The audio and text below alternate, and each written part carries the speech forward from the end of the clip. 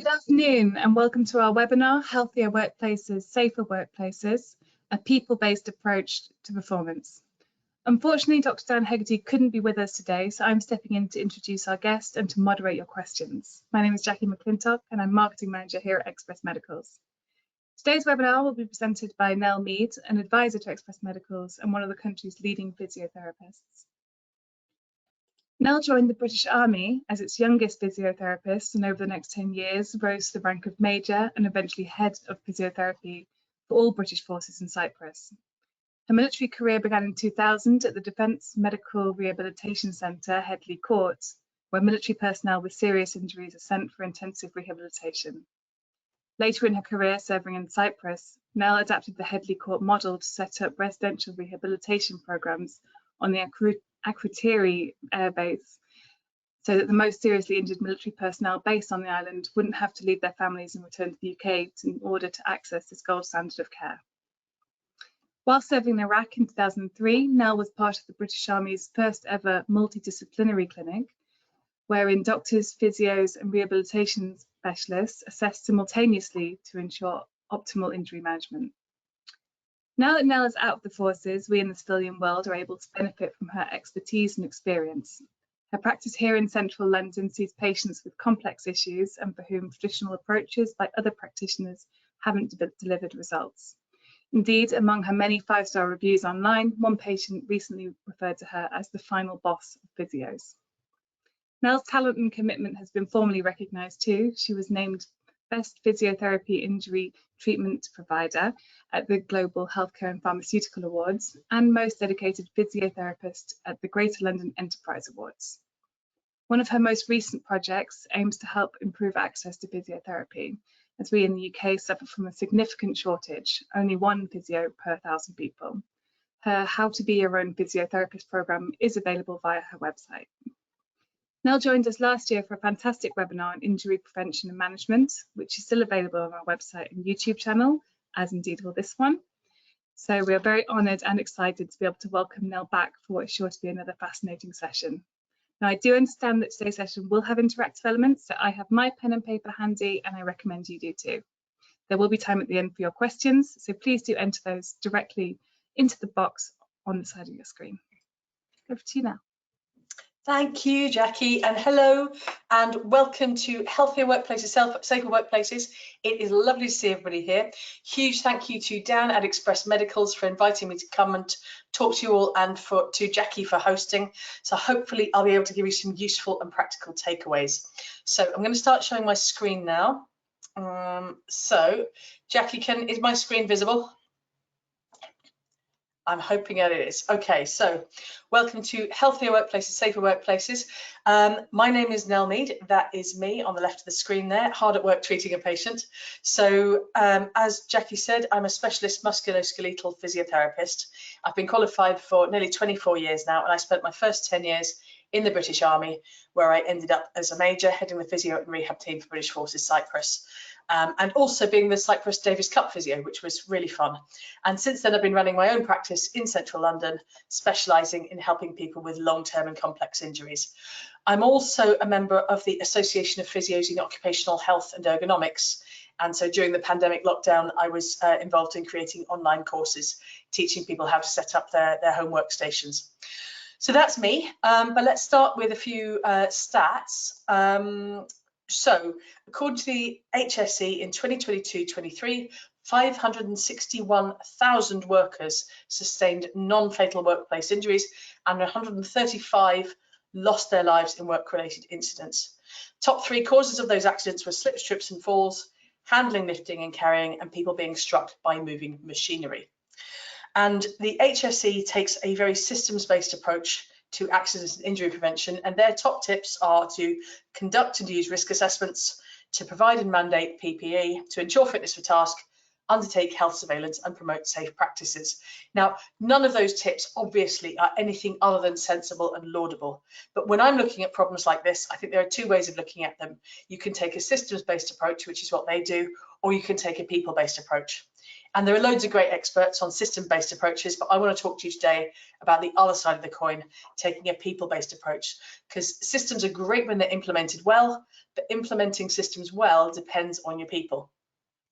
So when I used to run a biggish physio clinic, and indeed when I was running physio departments in the army, if anything went wrong, we used to hold a bit of an inquest and we try and work out why things had gone wrong. And my big question was always, is this a systems problem or is this a people problem? If it's a systems problem, we try and make the system better and then teach the staff the updated system. And if it was a people problem and they just hadn't followed the system and it was a perfectly good system, then it was more a case of finding out why they hadn't followed the system and dealing with that.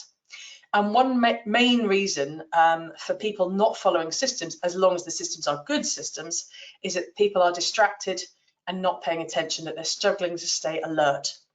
And the research tells us that the main reasons that people struggle with alertness are the same reasons that people get sick and injured. So that's what I'm going to talk about today.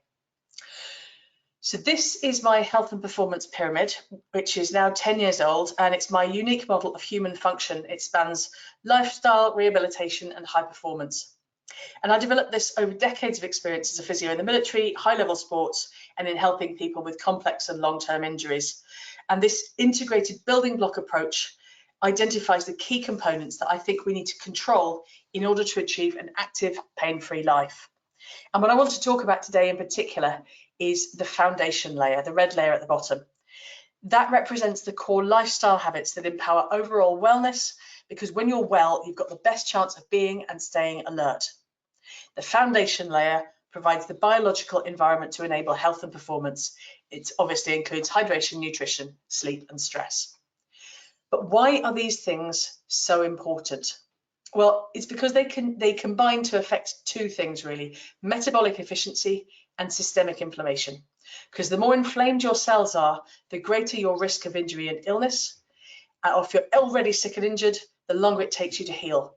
Conversely, the healthier your tissues are, the less stress you place on your system, allowing your body to focus on the activities you want to be doing rather than on digesting your breakfast.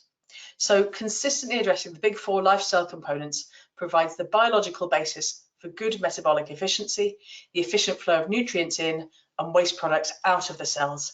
And that maintains a consistent intracellular environment, which is conducive to optimal health, but also optimal performance, whether that is physical or mental. So what I want to do today is to go look at how each factor contributes to health and alertness.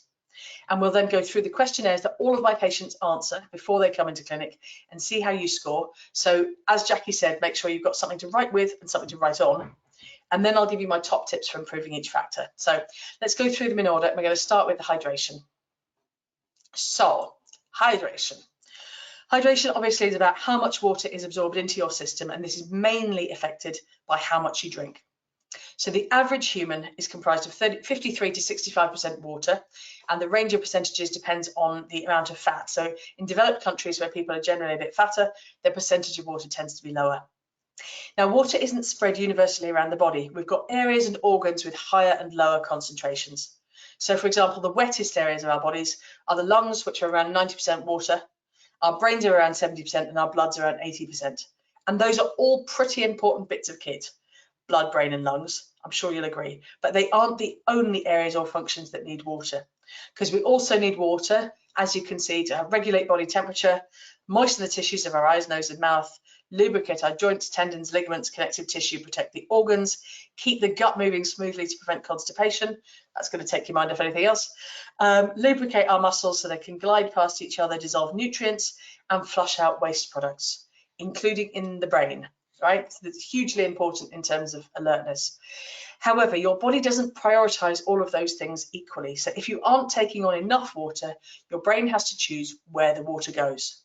So do you reckon the water is preferentially directed to your muscles to maintain their nutrients in, waste out metabolism, or maybe to your heart, lungs and brain? Well, understandably and quite rightly, your brain knows that its first function is survival. So if the amount of water available is limited, then the majority will go to the organs that keep you alive, and the rest of your body will have to fight over anything that's left. So the results of that aren't too surprising. We stop functioning optimally. We lose some of the lubrication and protection that our muscles and organs rely on. We develop constipation. Our urine gets dark and smelly, and we can develop urinary tract infections and kidney stones. We're more susceptible to injury and illness, including heart palpitations, cramps, seizures, confusion, and ultimately even dementia. Now, unfortunately, in the 21st century, when there are many, many other rivals for our attention, most of us have stopped listening to our bodies, and we're not always aware of when we're becoming dehydrated. So, for example, we often mistake dehydration for hunger, so we head to the fridge repeatedly instead of heading for the tap or the kettle. We treat our headaches with paracetamol instead of drinking a pint of water.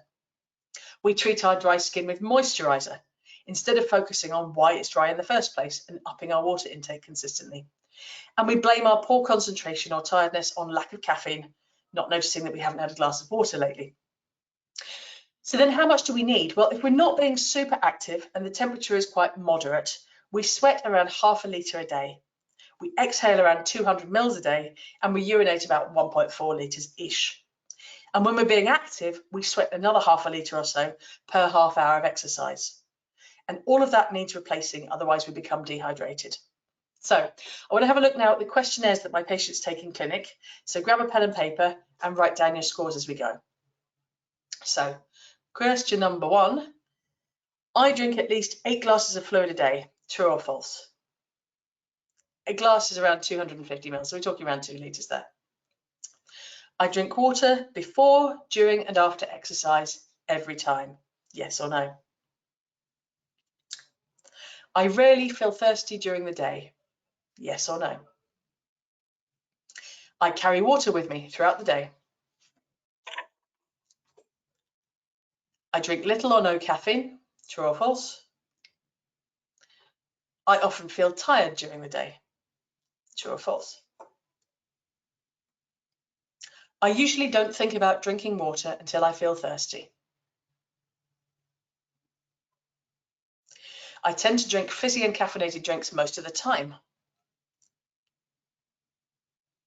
I tend to have yellow to dark yellow urine most of the time. And I don't normally drink water until after exercising. So if you can answer those questions and add up your score, and let's see how you've done. So if you've scored 0 to 2 with that, then you're pretty well hydrated, carry on. If you scored 3 to 5, you're probably mildly dehydrated and you might benefit from some easy lifestyle changes. And if you scored 6 to 8, that suggests you're probably pretty dehydrated and you're probably not firing on all cylinders.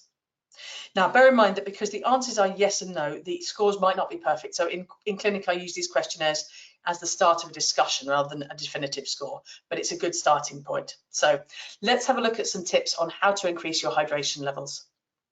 So the goal is to try and drink at least 2 litres of water a day consistently and to try and drink it steadily throughout the day. So quite a nice way to build habits is to use this concept of making it visible, attractive, easy and satisfying. So to make it visible, I use a brightly coloured water bottle. Here is mine. I'm a San Pellegrino girl, so I like my big green water bottle. Keep it in sight of where you're working, possibly one with markings so you know how much you've drunk. Make it attractive, make sure it tastes nice, which might mean adding fruit or mint or drinking fizzy water. I had a patient in yesterday who was like, I've just recently bought a soda stream and it works really well for me. Great. Make it easy, so make sure you've always got a bottle with you. So for me, that means having several bottles. I've got one for work, one for tennis, one for the car, one that I take with up to bed with me at night so that I've always got something first thing in the morning.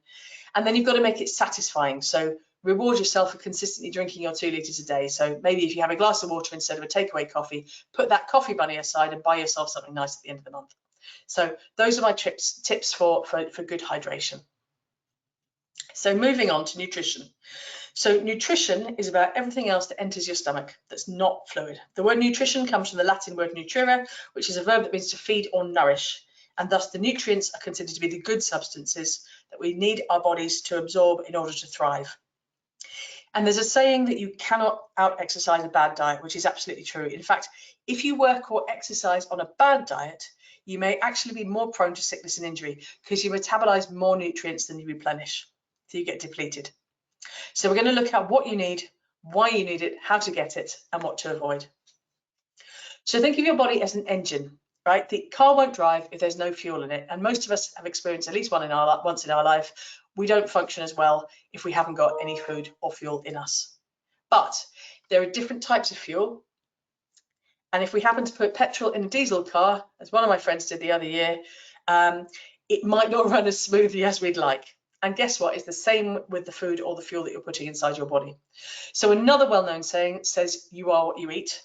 Eat junk and you'll feel bad and end up looking bad. Eat well and you'll look and feel great. Now, bear in mind, I am not a dietitian. I'm not a nutritionist. This isn't intended to provide individual nutritional advice. If you've got allergies or intolerances or issues around food, defer to your doctor, defer to your nutritional therapist. This webinar is the result of my reading and of 20 odd years of clinical experience with patients as a physio, helping people heal from injuries. So again, we're going to have a look at the questionnaire. We're going to see what we are doing with our nutrition. So again, pen and paper to the ready. This is another yes/no quiz. So, do you have a good appetite? Yes or no? Do you eat regularly? Yes or no? Do you have 3 full meals throughout the day? Do you snack on healthy foods? Do you stop eating when you feel full? Do you stay away from sugary foods? So that's cakes, sweets, biscuits, chocolate, fruit juices, fizzy drinks, alcohol. Do you eat protein at every meal? Do you eat 3 or more servings of dark fruits and vegetables a day? So dark fruits and vegetables are berries, things like broccoli, kale, pak choi, all those sorts of things. Do you get omega-3 fats in your diet or take supplements for it? So omega-3s are in things like fish and eggs. Do you eat fibre-rich food every day? Do you go to the loo for a poo once or more a day? Is your weight stable? And the last question should have been, are most of your meals home cooked? Okay, and that's most of your meals home cooked, so yes would be a 0 and no would be a 1. So do some adding up. Let's have a look at those scores again. So again, if you scored 0 to 2, that means you're eating really well for health because your aim is to get as close to 0 as possible. If you scored 3 or 4, you could improve the nutrient density of your food. So have a look at which ones did you score a yes for, and try and increase your intake of antioxidants, which is the dark fruits and veg, the proteins or the omegas as appropriate. And if you score 5 and above, there's definitely scope to increase the nutrient density of your food. We need to increase your nutrients and reduce the amount of processed or sugary food in your diet. Because what I'm going to explain is what I call an injury proofing diet. An injury proofing diet is about getting the right nutrients in, the right nutrients being the ones that build muscle and encourage tissue health and reduce inflammation, while simultaneously not taking in too much that is counterproductive. So the goal is to optimize rather than compromise tissue metabolism. So nutrients in, waste out. We do also have to consider calories, even though I personally find this incredibly boring. If you eat too much, you will gain weight, and carrying too much weight can be detrimental to your health and obviously put you at greater risk of injury.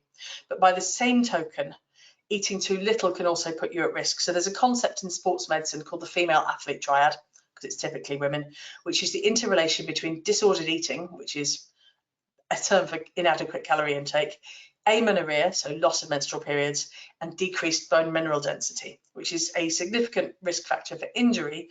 But also from an alertness perspective, we know that if you don't feed your brain enough calories, it doesn't function properly, which is why so many schools have to offer breakfast clubs.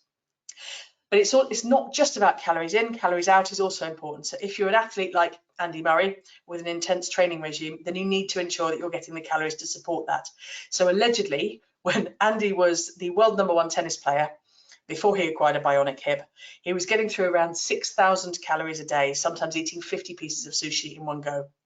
However, if you're spending all day sitting at a desk, 6,000 calories is probably excessive, and most of us should be aiming for between 1,500 to 2,500, depending on our size. So there's definitely a balance to be struck in terms of the number of calories we take in and the number of calories we burn off.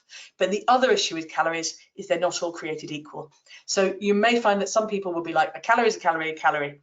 And sure, from an energy perspective, yes, but from a nutritional perspective, absolutely not. So for example, Personal perspective here, I gain weight easily and I have zero willpower. So if I look at a biscuit, it immediately throws itself down my throat and spreads itself around my waistline. And nutritionists can tell me this is physically impossible if they like, but I beg to differ. But the problem is that a single biscuit may only have 50 to 100 calories, but those calories have very little in the way of nutritional value. So I could eat a packet of biscuits, unfortunately, very easily, and take on my daily 1800 calories in one go. But in doing so, I would miss out on an awful lot of the nutrients that could have served to protect me from injury and that could have fed my brain better. So that same 1800 calories made up of meat, fish, and vegetables would have hit my daily calorie goal, just like my packet of biscuits. But rather than being made purely of sugar and fat, damn it, it would have provided me with proteins, vitamins, minerals, omega-3 fatty acids. I would feel more sated and less irritable, as long as I allowed myself a biscuit as well, but that's the psychological need. And I would be generally just healthier and replenishing my body rather than depleting it. So the optimal way to eat from both an alertness and an injury proofing standpoint is to replace the calories you burn with nutrient-rich calories that replenish your stores of useful, health-giving compounds like proteins, omega-3 fatty acids, and antioxidants, while minimizing the amount of pro-inflammatory simple carbohydrates, sugars, and trans fats, because those compromise your tissue metabolism. So, good sources of protein: fish, white meat, eggs, dairy, nuts, and soy. Good sources of omegas: mostly fish, so mackerel, salmon, kippers, sardines, and trout, followed by flax seeds, chia seeds, and walnuts if you're a vegetarian. Good sources of antioxidants are mostly fruit and vegetable based, especially dark coloured ones, so the leafy greens, kale, broccoli, chard, pak choi, and dark berries, so blackberries, blueberries, raspberries. By contrast, simple things with simple carbs and trans fats tend to be the processed foods. They're the white breads, pastries, puddings, sweets, chocolate, chips, fried foods, fizzy pop, sugary drinks, processed meat like hot dogs and sausages, margarine and lard. So a personal trainer I used to work with had a phrase for this: if it didn't come out of the ground and it didn't have a face, don't eat it. Kind of grim, but you get where he's coming from. So that's nutrition. Then sleep. Sleep is huge. So let's start with the definition. Sleep is the state of relaxation and suspended consciousness that most people obtain every night. It's essential for healing. Sleep is the time when your lymphatic system, your body's waste disposal system, gets active. The waste from your cells is cleaned away in your lymph vessels, in your lymph nodes, in your spinal cord, and around your brain. If you don't get cleanup time, then it's much more difficult for any nutrients that you feed yourself to actually reach your cells. And long-term risks of not getting enough good quality sleep, because quality and quantity, they're both important, include stress on your heart, which can lead to heart attacks and strokes, hallucinations, forgetfulness, obesity, diabetes, and poor quality healing. And short-term risks are the inability to concentrate and to form memories. Sleep is hugely important, folks, and it's one of the factors that has the biggest short-term effects on our ability to stay alert and perform well and safely at work. So let's have a look at this questionnaire. Here's the sleep quiz. So, do you need an alarm clock to wake you up in the morning? Definitely yes, scores 5, yes scores 4, uncertain 3, no is 2, and definitely no is 1. Do you fall asleep within 5 minutes of going to bed? Definitely yes is 5, yes is 4, definitely no is 1. Do you feel in control of your sleep? Can you fall asleep and wake up whenever you want? So this time definitely yes is 1, yes is 2, uncertain is 3, no is 4, and definitely no is 5. During the day, do you feel sleepy when you are driving, sitting in a meeting, or chatting? Definitely yes is 5, definitely no is 1. And do you often feel like taking a nap during the day? Definitely yes is 5, definitely no is 1. Okay, take a minute to look at your scores. So here's what the results mean. So if you scored 5 to 10, 5 to 11-ish, you're probably not sleep deprived, because you can get out of bed without an alarm clock. You're not really tired during the day. You're not falling asleep as soon as you get into bed. So well done. If you're scoring sort of 12 to 19, you're probably sleep deprived and could probably benefit from a bit of improvement in your sleep routine. And if you scored 20 and above, you are definitely sleep deprived, because you need an alarm clock to wake up. You fall asleep far too quickly and you're knackered during the day. So if that is you, please do not ignore it. So how much sleep do we need? Well, there was an experiment in the 60s. I'm going to take that back a sec. There's an experiment in the 60s where they put healthy people into a dark cave for over a month and just waited for their bodies to settle into a routine. And in that controlled environment with very little stimulation to keep their brains awake, all the people gradually settled into a routine of about 7.5 hours of sleep in every 24. And that seemed to be pretty standard. And that amount has been replicated in various studies by lots of research teams since then. But there's also been research to suggest that that sleep doesn't have to be all at once. So there was another study in the Med done on Greek shopkeepers. As Western tourism has hit the Greek islands and tourists don't like it when shops are closed over siesta time, the Greek shopkeepers have gradually stopped having siestas and just got by on less sleep. So on one of the islands, they measured the effect of this on the shopkeepers' health, and they found that those who stopped having siestas were 67% more likely to develop heart disease. 67% for not having a siesta. So we reckon we need around 7.5 hours of sleep in every 24 when we're healthy. But what about when we're sick or injured? Well, when your nervous system is under stress, which happens when you're dealing with pain or infection, you need more sleep because it's your healing time. So when you're sick or injured, or when you're working really hard, for example, you need to factor in extra sleep time. Being aware that your body is asking for extra sleep can also be something to look out for, because it can be a sign that there's a problem. So if you constantly feel that you need more than 8 hours of sleep a night and there isn't an obvious reason, it might be worth getting investigated to find out why you need extra, in case there's something you can deal with. Now, it may not be that you need more sleep, because you could also be tired despite getting a regular 7.5 to 8 hours if your sleep quality isn't great. And there are lots of possible reasons for that, both physical and mental. So here are some tips to try and improve your quality and quantity of sleep. My list isn't exhaustive, boom, boom, and you don't have to try all of them, but try and cherry pick one or two at a time and see if they help you get a better night's sleep. So the biggest one is consistency. Think about what time you need to get up in the morning and then try and go to bed 8 hours before that. And also try and keep it the same time every day, even weekends if you can, so that your brain gets into good habits. I do know that's a really difficult one if you do shift work, or if you wake up in different time zones, or if you've got babies or small children who constantly wake you up. But we also know that people who do shift work, people who constantly switch time zones, and people who get frequently woken, they are quite disproportionately susceptible to illness and injury and brain fog. So do the best you can with what you've got. Consistency really is the big one. Then there is sleep hygiene. So if you struggle to get to sleep, make sure you build a routine before bed to teach your nervous system what a gradual shutdown looks like. So that could include things like having a snack, a warm bath, turning off your TV, phone and laptop, changing into fluffy PJs, cleaning your teeth, washing your face, making sure there are no monsters under the bed or in the cupboards, whatever it takes to reassure your brain that it's safe to sleep. Then nutritional supplements. So sometimes we struggle to get to sleep due to nutrient deficiencies. So there's a couple of things that I sometimes suggest here. There's a zinc and magnesium supplements, can be really useful. I use this a lot.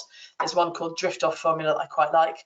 Or if you fall asleep quickly but still wake up exhausted, then I will often recommend, there's an amino acid supplement called R5 aminos. So if anybody wants to try any of those, I will send Jackie some discount links for both of them so that she can pass them on to you. Then if you are somebody who wakes up because your brain is racing, you could try keeping a notebook and pen next to the bed so you can write down anything your brain is panicking about so that you don't forget it in the morning. Or you could try downloading your brain preemptively before bed. So download onto paper anything that might try and wake you up during the night.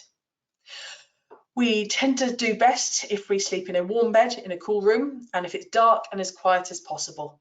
Having said that, I do all of that, and if I'm still struggling to get to sleep, I also listen to self-hypnosis tracks or guided relaxation tracks. There are lots out there, so just find a voice that you like. Personally, I don't think I could do much better than having Matthew McConaughey talk me to sleep. Read me a bedtime story on the Calm app for a £5 a month, but there are lots of free options out there as well. And I'm not sure I've ever got to the end of a track because I'm usually asleep within 8 minutes. And how do I know that? Well, I use sleep tracking apps and wearable tech to tell me how much I'm sleeping, and if I'm snoring, etc. So I alternate between using my Garmin watch, my Fitbit, my sleep cycle app, but I'm not wedded to any of them.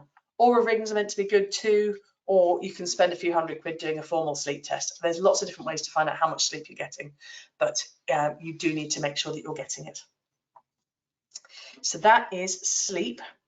And then finally, stress. So stress is defined in the dictionary as either a state of mental or emotional strain or tension, or physiological disturbance or damage caused to an organism by adverse circumstances. Now, personally, I think it's a bit more complicated than that, which is why I created an entire online course called Yoga for Stressed People. But let's go over the key points. So firstly, stress by itself isn't necessarily a bad thing. A certain amount of stress is actually vital to our survival. If we never felt stress, then we wouldn't bother getting up in the morning. We wouldn't bother getting out the way of a speeding car. Quite important. We're genetically designed to cope with acute stress, the rush of being chased down the high street by a saber-toothed tiger. Acute stress sets off a spike in the hormone adrenaline. Have I done this? Yes, I have, which puts you into a fight or flight state. So there's your spike of adrenaline, putting you into fight or flight, which is exactly what you need when you're being chased by a saber-toothed tiger. And then when you've escaped, you get a rush of cortisol, which is the second spike, the red one, which calms you straight back down again. So that's what we want. That's what we need here. But one of the things I'm seeing more and more in my physio practice is patients who are stressed and burnt out. They're constantly on edge. They find it hard to switch off in the evening. They don't sleep well. They keep having arguments. They keep taking people's comments the wrong way. And those are signs of chronic stress, which is the one on the right. So chronic stress is different. Chronic stress is when you keep having adrenaline spikes, and as a result, you keep having cortisol spikes. And chronically raised cortisol levels make your nervous system fire constantly. They affect your heart rate, your blood pressure, and your muscle tone. They make it hard for you to slow down at the end of the day and get off to sleep. And they make it hard for you to recover after exercise. They also increase your risk of heart disease, obesity, and exhaustion, and even some types of cancer. And of course, when you're super stressed, it's really hard to concentrate, isn't it? But the problem is that in the 21st century, we're all spending too much of our lives in stress-inducing situations. Sometimes it's time-related, where as soon as we hit one deadline, we're on to the next one, and then the next one, and the next one's on the horizon, without breaks to regroup and replenish our resources. Sometimes it's chemical stress, too much pollution and processed food which we eat too fast. Sometimes it's physical stress, sitting all day in uncomfortable static positions without ever really getting out of our habitual poses and movement patterns. Sometimes it's traumatic stress, which as a former army physio, I've seen a fair bit of.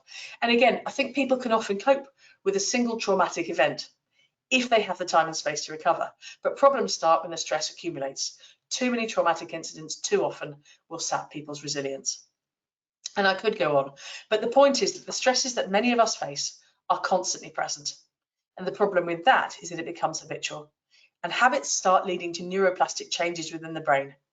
And we become wired for stress. That means that our brains start looking for reasons to produce adrenaline and cortisol, even when we don't actually physically need it. And sometimes that can lead to us doing adrenaline-inducing things like jumping out of aeroplanes, bungee jumping, looking for a fight. There's obviously nothing necessarily wrong with thrill seeking, but when you get addicted, when you need the adrenaline in order to function, then it can become a real problem. And because if we're overproducing adrenaline, blood flow is diverted to our fight or flight muscles, because that's what you need when you're dealing with danger. But when that happens, our brain function reduces. So we stop thinking straight, which is obviously potentially a massive hindrance in our personal and professional lives. Similarly, chronically elevated cortisol levels can be detrimental to our health, because too much cortisol can suppress the immune system, increase blood sugar and blood sugar levels and blood pressure, decrease libido, produce acne, contribute to obesity, and more. So in other words, when you overproduce adrenaline and cortisol, you're more likely to get injured. And if you're already sick or injured, it's harder to recover properly. And you also can't freaking concentrate. If this happens over a long period of time, your internal organs can actually become depleted of the raw materials they need to produce key hormones and neurotransmitters.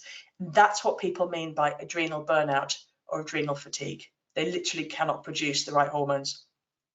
So it's when we're chronically stressed, when we're spending too much time in fight or flight, and not enough time in rest and digest, this is when we have problems. So if your body is actively trying to stress you out and you can't think straight because you're in a state of chronic stress, it's really hard to work out how to get out of that horrible cycle, which is why so many people feel so bad so often. So to get out of that cycle, we have to learn to reactivate our parasympathetic nervous system, the system that gets us into rest and digest mode, and reduce the effect of our sympathetic fight or flight systems. So let's have a look at the stress questionnaire. Now, the questions in this scale ask you about how you felt and thought during the last month. So let's see how we go with this one. So in the last month, how often have you been upset because of something that happened unexpectedly? So never is 0, almost never is 1, sometimes is 2, often is 3, very often is 4. In the last month, how often have you felt that you were unable to control the important things in your life? Never is 0, almost never is 1, very often is 4. In the last month, how often have you felt nervous and stressed? Never is 0, very often is 4. In the last month, how often have you felt confident about your ability to handle your personal problems? So never is 4, you've never felt confident, and very often is 0, you've always felt confident. In the last month, how often have you felt that things were going your way? Never is 4, very often 0. In the last month, how often have you found that you couldn't cope with all the things you had to do? 0 is never, up to very often is 4.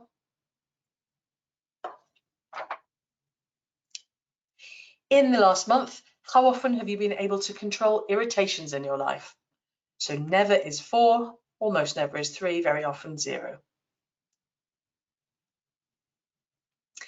In the last month, how often have you felt that you were on top of things?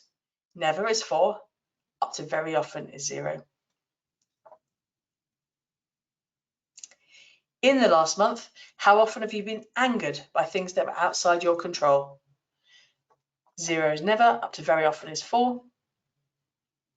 And last question, in the last month, how often have you felt that difficulties were piling up so high that you couldn't overcome them? So never is 0, up to very often is 4. So add up your scores, let's see how you did.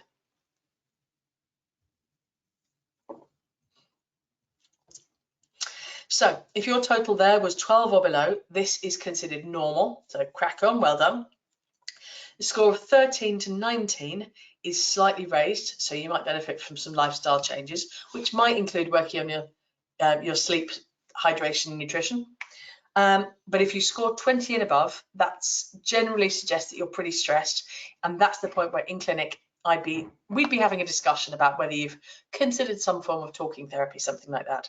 So in other words, if you scored 12 or below, well done. But if you scored more than 12, let's have a little think about how we switch from fight or flight to rest and digest mode. So here's 3 quick tips for short-term state change.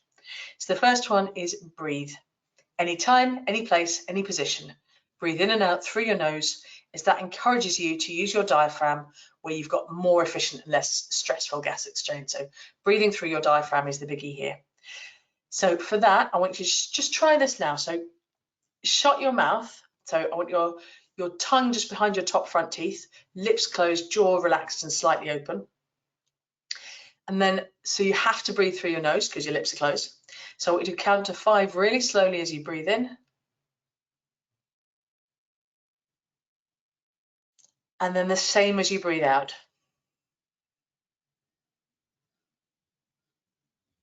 And just keep going with that for the next 3 to 5 minutes and see how that feels.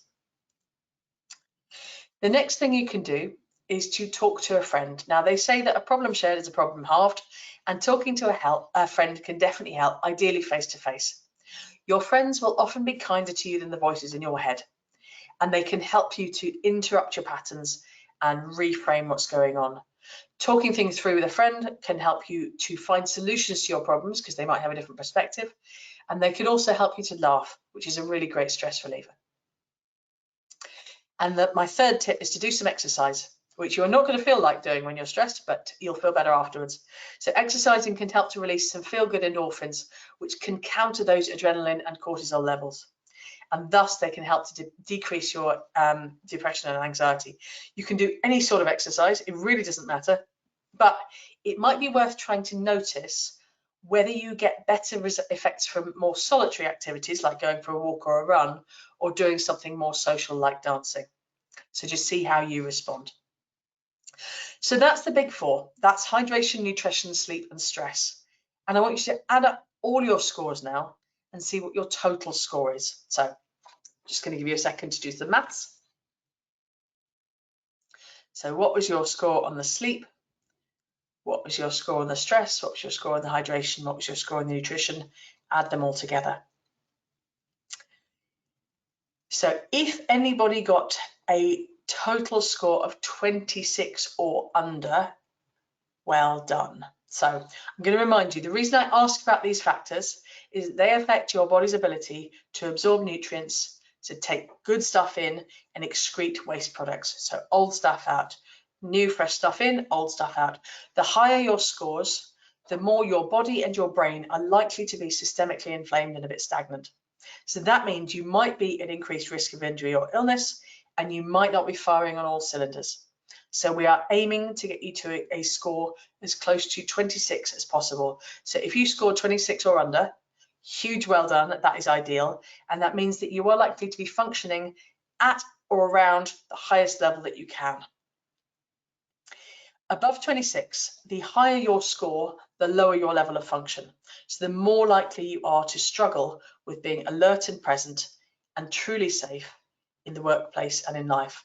So what I'd quite like you to contemplate today as managers is what steps you can take to encourage your people to optimize their hydration, their nutrition, their sleep and stress. What can you do to explain why these are important? What can you do to make water and healthy food available?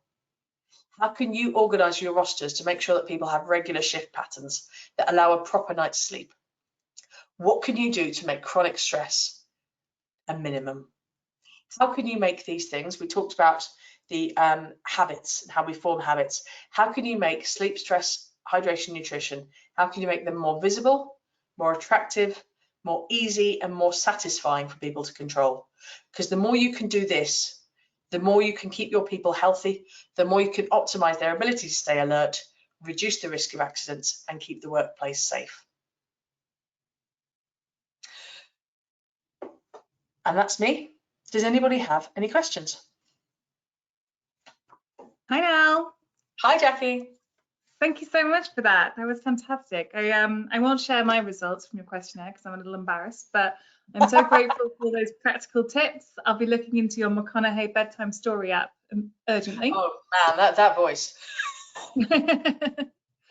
Right, so we have a couple of questions, starting, I suppose, with hydration. So your slides specifies drinking water throughout the day. Does it really matter when you're drinking? Well, there is surprisingly little good quality research about that, but our goal is to supply, the goal of drinking water, right, is to supply our bodies with a ready source of hydration. So I think it makes sense to drink little and often. If you have all of your water of the day at once, then your kidneys sort of assume that you've got a flood coming. And so you'll process all the water, fill the bladder, and you'll lose it through urine. But equally, if you drink too much towards the evening, you risk your bladder filling overnight, and then it wakes you because you need to pee. So I think it makes sense to spread it throughout the day, but probably to front load it a little bit. So maybe drink a little bit more in the morning rather than towards the evening. Does it matter? Probably not desperately, but I think if we're looking at incremental gains and optimizing here, then that's probably the best way to do it. Okay. And what counts as water consumption? So I'm hearing mixed things about tea and coffee and specifically alcohol. So we used to assume that the caffeine content of tea and coffee acted like a diuretic. So we used to say it didn't count. But a study, and I'm going to take this with a slight pinch of salt because this study was funded by the Tea Advisory Panel. So the study by the Tea Advisory Panel tested subjects who drank a litre of tea, or a litre of water over 2 days. So on one day they drank tea, on the next day they drank water, or vice versa. And they found that there wasn't a significant difference to their blood or urine samples. So we think that tea and coffee are okay and they contribute to hydration. But just bear in mind that if your tea and coffee is a vehicle like mine is for cream and sugar, then you also want to consider the nutrient and the calorie content. So I tend to keep them as treats rather than staples. That's not how I get my hydration. So booze, well, sports drinks and alcohol, not so good. They definitely do have more of a diuretic effect. But again, they're full of sugar. They're full of empty calories, shall we say? So they're not going to help from the nutrient perspective. So they will deplete rather than help. So tea and coffee seems to be okay. Sports drinks and alcohol less so. You can tell. Like watery food, that can count towards it. I tend to think, because it's harder to measure, I tend to think of things like celery and grapes and stuff like that. That's a bonus as far as I'm concerned, but it does technically count towards your hydration status. But as I say, I tend to think of it as a bonus because I can't measure it easily. But yeah, courgettes, cucumbers, watermelons, celery, carrots, all of those things, they all have a high water content, so they do technically all still count. But a question here that I'm pretty invested in hearing about. One of our contributors asks, doesn't carbonated water inhibit absorption of essential minerals? Oh, so there are some suggestions that it can. It depends on which studies you read. It's really, really ambivalent. There's also some studies suggesting that if you drink, if all of your water is fizzy, it can erode your tooth enamel and things like that. So there's, there are suggestions of things like that. It's not completely proven. Have a mix it up. The most important thing, I think, is generally just to get the water in. I think that's going to be more useful. But yes, we can. If we were drinking pure distilled still water, that's probably optimal, but I think it's more important to get fluid in at all than it is to worry too much about whether it's still or fizzy. So one question here just says, I hate water, so how can I make it effective? What do I do? Well, firstly, you're a grown-up, try and get over it. But secondly, flavour it. So I don't know who that person is, but can they cope with flavoured water? So there are some, you can get water bottles with infusers, so you can put, I don't know, strawberries, lime, mint, those sorts of things in. I really, really like the minty ones and the strawberry ones. I think they're amazing. You can use squash or cordial. Again, be careful with the sugar content, but at least it gets the water in. Or there's a company called Water Drops, and they make they're sugar-free things. They look like sweets, but you drop them in the water, and over sort of half an hour, it dissolves within the water, so you get the flavour, but without the sugar content. And of course, they're easy to use on the go as well, because you can just have a packet of them as opposed to a whole bottle of cordial. So flavour it. If you don't like it, well, try and like it, but if you really don't like it, flavour it. Or as I said, one of my patients came in yesterday, and she's only in her 20s, so I thought she'd never have heard of a soda stream, but she was like, I got my soda stream out and it's amazing. So do what you can to make it palatable. Perfect. Question here about sugar. So you did mention in your questionnaire that avoiding sugary foods, and it feels, I certainly have noticed, I remember when fat was the big baddie in diets, and now it feels like sugar. What's so bad about it? What's so bad about it is that it's pro-inflammatory, and so what we're trying to do is to reduce the systemic inflammation within the body, whereas sugar, it builds up your free radicals, and it actually contributes to the breakdown of cells. So you produce more inflammation. The more sugar you have, the more inflamed you tend to be. So then your body has to work harder to get rid. But also, it's empty calories, so it's a two-way thing. Firstly, the more you have of it, you sort of feel more full, so you're less likely to get the good stuff on board. But also, it's physically destructive. I'm not sure. Sorry. Shame, because it tastes really nice. I'm not sure that I'm getting enough omega-3. What foods could you specifically recommend? So fish and eggs are the biggies for omegas. Salmon, mackerel, those are the sort of main ones, I think. And then eggs. Eggs are really good. So eggs and fish are the biggies for the omega-3s. You can have things like walnuts and soy have got some omega-3s in, and flax seeds, but they've got a bit more of the omega-6s, which is not quite as useful for the anti-inflammatory side of things. So if you are vegetarian, then yes, flax, linseed, those sorts of things, and walnuts have got some in. But if you can have fish and eggs, or you can supplement it. So there's Nutri-Advanced to make a decent one called Eskimo oil, which is a great name. So it's a low total oxidative value, and it's decent quality, and it's not crazy expensive. So Eskimo oil is the supplement I would recommend if you really can't stand fish or eggs, because it doesn't taste of anything, it's capsules. But if you are vegetarian, then you're down to sort of flaxseed and walnuts, really. Okay, on to your sleep section. Is there such a thing as too much sleep? You can get, well, your body is never going to take more sleep than you need. So if you are consistently getting more than sort of 7.5, 8 hours of sleep a night, it's because you need it.